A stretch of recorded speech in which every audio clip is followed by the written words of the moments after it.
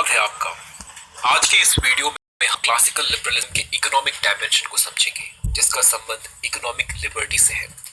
पिछले वीडियो में हमने क्लासिकल लिबरलिज्म की पॉलिटिकल डायमेंशन को देखा, जो कि पॉलिटिकल लिबर्टी से रिलेटेड था। पॉलिटिकल लिबर्टी इंडिविजुअल और स्टेट के रिलेशनशिप को एक्सप्लेन करती है। पॉलिटिकल लिबर्टी के अकॉर्डिंग स्टेट का क्या रोल है इंडिविजुअल के लाइफ में। स्टेट का काम है इंडिविजुअल के लाइफ, लिबर्टी और प्रॉपर्टी को प्रोटेक्ट करना मिनिमम इंटरफेरेंस के साथ। ओके, इंडिविजुअल किस तरह से रिलेटेड है स्टेट के साथ। गवर्नमेंट का जो पावर होता है, अथॉरिटी होता है, वो कहां से डिराइव किया जाता है। पॉलिटिकल लिबर्टी क्लासिकल लिबरलिज्म के पॉलिटिकल डायमेंशन के अकॉर्डिंग गवर्नमेंट का पावर और अथॉरिटी पीपल से डिराइव होता है, लोगों से डिराइव होता है। गवर्नमेंट कैसा होता है? लिमिटेड और कॉन्स्टिट्यूशनल। दैट मीन्स कि एक इंडिविजुअल अगर चाहे तो वो गवर्नमेंट के पॉलिसीज को, डिसीजंस को इन्फ्लुएंस कर सकता है। ये पावर होता है इंडिविजुअल के पास। लेकिन आपको एक बात यहां समझना है कि इंडिविजुअल अकेले गवर्नमेंट को कभी इन्फ्लुएंस नहीं कर सकता, गवर्नमेंट के पॉलिसीज को अकेले कभी इन्फ्लुएंस नहीं कर सकता। इंडिविजुअल के पास पावर है गवर्नमेंट को इन्फ्लुएंस करने का, लेकिन इस पावर को इंडिविजुअल कलेक्टिवली एक्सरसाइज कर सकता है। ओके, जब इंडिविजुअल्स, जब व्यक्ति साथ आते हैं, एक साथ जुड़ते हैं, एक समूह बनाते हैं, एक एसोसिएशन, एक ग्रुप बनाते हैं, तभी जाकर वो गवर्नमेंट को इन्फ्लुएंस कर सकते हैं। ओके, जैसे डेमोक्रेसी में कोई पॉलिटिकल पार्टी पावर में कब आती है? जब उसे मेजॉरिटी का सपोर्ट हासिल होता है, तभी वो पावर में आती है। एक इंडिविजुअल के सपोर्ट से वो पार्टी पावर में नहीं आ सकती। मेजॉरिटी का सपोर्ट, मेजॉरिटी चाहे तो गवर्नमेंट के पावर को या गवर्नमेंट के पॉलिसीज या डिसीजंस को इन्फ्लुएंस कर सकता है। तो यहां पर आपको एक बात समझना है कि पॉलिटिकल लिबर्टी इंडिविजुअल को पावर देती है, गवर्नमेंट को इन्फ्लुएंस करने का पावर देती है। लेकिन ये पावर कैसा है? ये पावर कलेक्टिव पावर है, इसे कलेक्टिवली ही एक्सरसाइज किया जा सकता है। ओके, अगर हम एक इंडिविजुअल को सिर्फ पॉलिटिकल लिबर्टी दे, सिर्फ उसे कलेक्टिव पावर ही दे, तो क्या वो व्यक्ति सेटिस्फाइड होगा? नहीं। व्यक्ति को इंडिविजुअलिस्टिक पावर की भी जरूरत है, और ये इंडिविजुअलिस्टिक पावर है इकोनॉमिक लिबर्टी। इकोनॉमिक लिबर्टी व्यक्ति को फ्रीडम देने की बात करती है ताकि वो अपना इकोनॉमिक डेवलपमेंट कर सके। इकोनॉमिक लिबर्टी किस चीज के ऊपर फोकस्ड है? इंडिविजुअल के इकोनॉमिक डेवलपमेंट के ऊपर। ओके, तो यहां पर आपको एक बात ध्यान में रखना है कि इकोनॉमिक लिबर्टी इंडिविजुअलिस्टिक है, पॉलिटिकल लिबर्टी कलेक्टिव थी, इकोनॉमिक लिबर्टी इंडिविजुअलिस्टिक है, क्योंकि यहां पर फोकस इंडिविजुअल, एक व्यक्ति के इकोनॉमिक डेवलपमेंट के ऊपर है। और एक इंडिविजुअल अपना इकोनॉमिक डेवलपमेंट कैसे कर सकता है? एक इंडिविजुअल अपना इकोनॉमिक डेवलपमेंट तब कर सकता है जब वो मार्केट में पार्टिसिपेट करे और उस व्यक्ति के, उस इंडिविजुअल के पार्टिसिपेशन को कोई रिस्ट्रिक्ट नहीं करे। एक इंडिविजुअल जब मार्केट में फ्रीली एक बायर या एक सेलर की तरह पार्टिसिपेट करता है, अपने गुड्स और अपने सर्विसेज को वो फ्रीली सेल करता है, तब वो अपने इनकम को, अपने लाइवलीहुड को अर्न कर सकता है और अपने इकोनॉमिक कंडीशन को वो अपलिफ्ट कर सकता है। ओके, तो इकोनॉमिक लिबर्टी का कोर आर्ग्यूमेंट, बेसिक आर्ग्यूमेंट क्या है कि इंडिविजुअल को मार्केट में पार्टिसिपेट करने से कोई किसी तरह से रोका नहीं जाए, कोई रिस्ट्रिक्शन नहीं होना चाहिए। ओके, इंडिविजुअल, दैट मींस इसका दूसरा एस्पेक्ट ये होगा, इसी आर्ग्यूमेंट का दूसरा एस्पेक्ट ये होगा कि मार्केट को पूरी तरह से अनरेगुलेटेड रखा जाए। मार्केट में किसी का भी इंटरफेरेंस ना हो, गवर्नमेंट का किसी का भी इंटरफेरेंस ना हो, कोई भी मार्केट में इजीली पार्टिसिपेट कर सकता है और अपने इनकम को अर्न कर सकता है, अपने इकोनॉमिक डेवलपमेंट को वो परस्यू कर सकता है। ये बेसिक आर्ग्यूमेंट है इकोनॉमिक लिबर्टी का। लेकिन ये जो आर्ग्यूमेंट है, ये जो आइडिया है कि मार्केट को अनरेगुलेटेड रखा जाए, एक इंडिविजुअल को फ्रीली मार्केट में पार्टिसिपेट करने दिया जाए, ये आर्ग्यूमेंट, ये आइडिया एक मॉडर्न आइडिया है। ठीक है, मीडिवल सोसाइटी ऐसी नहीं थी। मीडिवल सोसाइटी का जो मार्केट था, वहां पर पार्टिसिपेशन रिस्ट्रिक्टेड था। इंडिविजुअल को फ्रीली मार्केट में पार्टिसिपेट करने नहीं दिया जाता था, एक बायर या एक सेलर की तरह। ओके, मिडिवल सोसाइटी का जो इकोनॉमी था, मार्केट था, वो मर्केंटाइलिज्म के पॉलिसी से प्रभावित था। मर्केंटाइलिज्म के अंतर्गत क्या होता है कि मार्केट में क्या प्रोड्यूस करना है, कितने मात्रा में प्रोड्यूस करना है, चीजों को कितने प्राइस में सेल करना है, ये सब कुछ कुछ लोगों के द्वारा डिसाइड किया जाता था या ट्रेडिशन के द्वारा डिसाइड किया जाता था। जैसे गवर्नमेंट मार्केट के कुछ सेक्टर्स को रेगुलेट करती थी। ट्रेडिशन का मतलब क्या है कि मान लीजिए मैं मिडिवल सोसाइटी से बिलोंग करता हूं, मेरे पिता एक शू मेकर है, तो फ्यूचर में मैं क्या करूंगा, मुझे भी वही काम करना होगा जो मेरे पिता करते हैं, मुझे भी शू मेकिंग का ही काम करना होगा। मेरा प्रोफेशन, मैं क्या करूंगा, मैं मार्केट में किस तरह से पार्टिसिपेट करूंगा, किस गुड्स को प्रोड्यूस करूंगा, सर्विस को प्रोड्यूस करूंगा, ये मेरे सर्विस के द्वारा ये मेरे ट्रेडिशन के द्वारा डिसाइड किया जाएगा।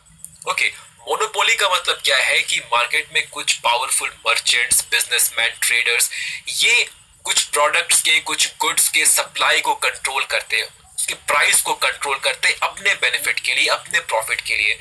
तो मिडिवल सोसाइटी का मार्केट कुछ इस तरह से ऑर्गेनाइज्ड था। इसी सिस्टम के अगेंस्ट, इसी इकोनॉमिक सिस्टम के अगेंस्ट क्लासिकल लिबरलिज्म का इकोनॉमिक डायमेंशन जो है वो उभर कर आएगा। ओके, सबसे पहले मर्केंटाइलिज्म के इस सिस्टम को अपोज किया गया 18th सेंचुरी में। फ्रांस के कुछ फिलोसोफर्स हुए जिन्हें फिजियोक्रेट्स कहा गया, वो उन्होंने सबसे पहले, ये एक ग्रुप ऑफ फिलोसोफर्स थे, फ्रेंच फिलोसोफर्स थे या ग्रुप ऑफ फ्रेंच फिलोसोफर्स जिन्हें फिजियोक्रेट्स कहा गया, इन्होंने सबसे पहले मर्केंटाइलिज्म के पॉलिसी को अपोज किया, क्रिटिसाइज किया। इन्होंने कहा कि मार्केट को अनरेगुलेटेड छोड़ दिया जाना चाहिए। अगर मार्केट अनरेगुलेटेड है, अगर मार्केट में किसी का इन्फ्लुएंस नहीं है, इंटरफेरेंस नहीं है, तो मार्केट बेस्ट तरीके से काम करेगा। ओके, तो इन्हीं फ्रेंच फिजियोक्रेट्स ने ये स्लोगन दिया लेजे फेयर का। लेजे फेयर का मतलब होता है let it be, let it go. इनका मेन आर्ग्यूमेंट यही था कि जितने भी तरह के एक्सटर्नल इंटरफियरेंसेस है मार्केट में, चाहे वो गवर्नमेंट का हो, ट्रेडिशन का हो, या बिग मर्चेंट्स, बिग ट्रेडर्स का हो, इन सारे इन्फ्लुएंसेस को, इन इन इन सारे डायरेक्ट और इनडायरेक्ट रेगुलेशंस को मार्केट से हटा दिया जाना चाहिए और मार्केट को फ्रीली फंक्शन करने के लिए छोड़ दिया जाना चाहिए। ओके, लेजे fair, let it be, let it go, ये बेसिक आर्ग्यूमेंट था फ्रेंच फिजियोक्रेट्स का। ओके, इन आर्ग्यूमेंट से कई फिलोसोफर्स प्रभावित हुए 18th सेंचुरी के, और उन फिलोसोफर्स में से एक थे Adam Smith, Scottish philosopher. Adam Smith इस आर्ग्यूमेंट्स को बहुत अच्छे तरीके से आर्टिकुलेट करेंगे और अपनी किताब द वेल्थ ऑफ नेशन में वो कैपिटलिज्म के डिफेंस के तौर पर अपने इस आर्ग्यूमेंट्स को रखेंगे। ओके, एक फ्री मार्केट इकोनॉमी के डिफेंस के तौर पर अपने इन आर्ग्यूमेंट्स को रखेंगे Adam Smith. Okay, Adam Smith का बेसिक आर्ग्यूमेंट ये था कि मार्केट जो है वो सेल्फ रेगुलेटरी होती है। दैट मींस कि मार्केट अपने आप को खुद रेगुलेट करती है। हमें किसी भी एक्सटर्नल फोर्स या एक्सटर्नल एजेंसी की जरूरत नहीं है मार्केट को रेगुलेट करने की। अगर मार्केट को अकेले छोड़ दिया जाए, अगर मार्केट को फ्री छोड़ दिया जाए, तो वो अपने आप को खुद रेगुलेट करेगी और बेस्ट रिजल्ट प्रोड्यूस करेगी। ओके, तो मार्केट में मेनली 3 चीजों पर डिसीजन लिया जाना होता है, क्या प्रोड्यूस करना है, कितने मात्रा में प्रोड्यूस करना है, और कितने प्राइस में सेल करना है। एडम स्मिथ ने कहा कि ये सारे डिसीजंस अपने आप स्पॉन्टेनियसली, ऑटोमेटिकली लिए जाते हैं मार्केट में, अगर मार्केट में किसी भी तरह का इंटरफेरेंस या रेगुलेशन ना हो। Okay, law of demand and supply एक एग्जाम्पल है मार्केट के इस ऑटोमेटिक फंक्शनिंग को सपोर्ट करता हुआ, इस सेल्फ रेगुलेटरी मैकेनिज्म, मार्केट का जो सेल्फ रेगुलेटरी नेचर है, इसे सपोर्ट करने के लिए law of demand and supply के आर्ग्यूमेंट को रखा गया एडम स्मिथ के द्वारा। तो आइए सबसे पहले हम देखते हैं कि law of demand and supply क्या है। देखिए, किसी चीज का अगर डिमांड अधिक है और सप्लाई कम है तो ऑटोमेटिकली उसका प्राइस बढ़ेगा। मान लीजिए हम एक पेन की बात करते हैं। एक पेन का यदि डिमांड बहुत अधिक है लेकिन प्राइस क्या होगा, बढ़ेगा। लेकिन जब पेन का प्राइस बढ़ेगा तो बहुत लोग पेन नहीं खरीद पाएंगे, वो शिफ्ट करेंगे, वो पेन की जगह पेंसिल यूज करना शुरू करेंगे। तो धीरे धीरे क्या होगा कि पेन का डिमांड घटेगा। जब पेन का डिमांड घटेगा लेकिन सप्लाई नहीं घटेगा, सप्लाई, अब डिमांड के तुलना सप्लाई बढ़ जाएगा पेन का, तो क्या होगा, पेन का प्राइस ऑटोमेटिकली डिक्रीज करेगा। एक ऐसा पॉइंट आएगा जब पेन का डिमांड और सप्लाई दोनों इक्वल हो जाएगा और इस पॉइंट में पेन का जो प्राइस होगा वो मिनिमम होगा। तो यहां पर देखिए कि पेन का प्राइस, किस प्राइस में पेन को सेल करना है, ये कौन डिसाइड कर रहा है? ये अपने आप डिसीजन हो रहा है, ये मार्केट खुद ब खुद डिसाइड कर रहा है। कितनी क्वांटिटी में पेन को प्रोड्यूस करना है, ये कौन डिसाइड कर रहा है? कोई इंडिविजुअल डिसाइड नहीं कर रहा, कोई गवर्नमेंट डिसाइड नहीं कर रहा, कोई बिग ट्रेडर या मर्चेंट डिसाइड नहीं कर रहा, ये खुद ब खुद डिसीजन लिया जा रहा है। कितनी क्वांटिटी में पेन को प्रोड्यूस करना है, कितनी क्वांटिटी में पेन का सप्लाई होगा, ये सारे डिसीजन, पेन का प्राइस क्या होगा, ये खुद ब खुद लिए जा रहे हैं। और ऐसा तब होगा जब मार्केट को हम फ्री छोड़ दें, अनरेगुलेटेड छोड़ दें। और ये जो मैकेनिज्म है डिमांड और सप्लाई का, ये law of demand and supply है, ये दर्शाता है कि मार्केट सेल्फ रेगुलेटरी है। ओके, तो इस आर्ग्यूमेंट के दो इंप्लीकेशन निकल कर आए। पहला कि अगर मार्केट को अनरेगुलेटेड छोड़ दिया जाए तो वो बेस्ट तरीके से काम करेगा, वो बेस्ट रिजल्ट देगा। ओके, लेकिन यहां पर एक प्रॉब्लम है। अगर हम मार्केट को अनरेगुलेटेड छोड़ देते हैं, दैट मींस किसी भी तरह का रेगुलेशन नहीं है मार्केट में, इंडिविजुअल फ्री है मार्केट में, जिस तरीके से भी वो चाहे पार्टिसिपेट करे, इंडिविजुअल फ्री है, इंडिविजुअल के एक्टिविटीज को कोई रेगुलेट नहीं कर रहा मार्केट में। तो यहां पर आप एक बात समझिए कि जब इंडिविजुअल, एक व्यक्ति के एक्टिविटी को कोई रेगुलेट नहीं करता, तो व्यक्ति जो इंडिविजुअल है वो सबसे पहले किस चीज को परस्यू करेगा, किस चीज को वो फॉलो करेगा? अपने सेल्फ इंटरेस्ट को। ओके, तो अगर मार्केट अनरेगुलेटेड है तो वहां पर हर व्यक्ति अपने सेल्फ इंटरेस्ट को परस्यू करेगा, सेल्फ इंटरेस्ट को फॉलो करेगा। और अगर ऐसा होगा तो फिर कलेक्टिव इंटरेस्ट का क्या है, सामूहिक हित का क्या होगा? ये चैलेंज था एडम स्मिथ के सामने। एडम स्मिथ को ये प्रूव करना था कि अगर हम मार्केट को अनरेगुलेटेड छोड़ देते हैं तो हर इंडिविजुअल अपने सेल्फ इंटरेस्ट को परस्यू करेगा, और अगर हर इंडिविजुअल अपने सेल्फ इंटरेस्ट को परस्यू करता है तो फिर कलेक्टिव इंटरेस्ट का क्या होगा, सामूहिक हित का क्या होगा? एडम स्मिथ ने कहा कि मार्केट एक ऐसा मैकेनिज्म है जहां पर अगर हर व्यक्ति अपने सेल्फ इंटरेस्ट को परस्यू करे तो कलेक्टिव इंटरेस्ट खुद ब खुद बेनिफिट हो जाएगा। देखिए, ये कॉन्सेप्ट एडम स्मिथ ने अपने इनविजिबल हैंड के मदद से, अपने इनविजिबल हैंड के कॉन्सेप्ट के मदद से एडम स्मिथ ने इस बात को प्रूव करने की कोशिश की कि फ्री मार्केट में, अनरेगुलेटेड मार्केट में, अगर हर व्यक्ति अपने सेल्फ इंटरेस्ट को परस्यू करता है, सिर्फ अपने सेल्फ इंटरेस्ट को परस्यू करता है, तो कलेक्टिव इंटरेस्ट खुद ब खुद बेनिफिट हो जाता है। ओके, अगर मैं अपने सेल्फ इंटरेस्ट को परस्यू करता हूं, मैं कलेक्टिव इंटरेस्ट के बारे में नहीं सोचता, लेकिन मैं अपने सेल्फ इंटरेस्ट को परस्यू कर रहा हूं, लेकिन कलेक्टिव इंटरेस्ट जो है वो खुद ब खुद बेनिफिट हो जाएगा। ये जो इनविजिबल हैंड का कॉन्सेप्ट है, ये हमें तब समझ में आएगा जब हम एक एग्जाम्पल लेंगे। बिना एग्जाम्पल के समझना कठिन है। ओके, बेसिक आर्ग्यूमेंट क्या है इनविजिबल हैंड का? बेसिक आर्ग्यूमेंट ये है कि एक फ्री मार्केट में आप, एक इंडिविजुअल अपने सेल्फ इंटरेस्ट को परस्यू करता है, लेकिन इस सेल्फ इंटरेस्ट के परस्यूट में वो इनडायरेक्टली कलेक्टिव इंटरेस्ट को भी बेनिफिट कर रहा है। ओके, ये बेसिक आर्ग्यूमेंट है। वो कलेक्टिव इंटरेस्ट को बेनिफिट नहीं करना चाहता, वो सिर्फ अपने सेल्फ इंटरेस्ट को परस्यू करना चाहता, लेकिन फिर भी इनडायरेक्टली वो कलेक्टिव इंटरेस्ट को बेनिफिट कर रहा है। कैसे? एग्जाम्पल की तरह समझते हैं, एक एग्जाम्पल की मदद से समझते हैं।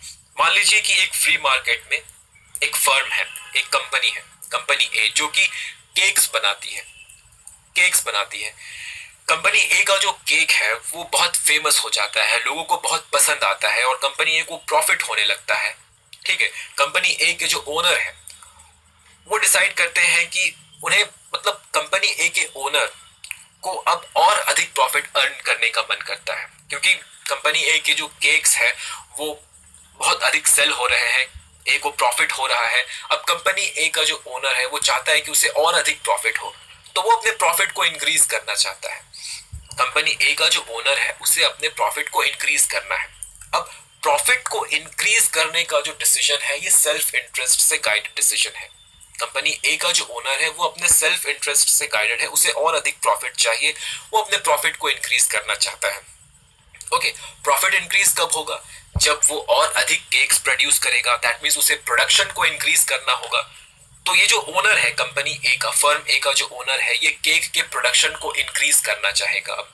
ओके, क्योंकि इसे प्रॉफिट को इंक्रीज करना है तो इसे अब केक के प्रोडक्शन को इंक्रीज करना होगा। इसके लिए उसे क्या करना होगा, अपने प्रॉफिट को री इन्वेस्ट करना होगा, उसे और अधिक कैपिटल खरीदने होंगे और लेबर को हायर करना होगा।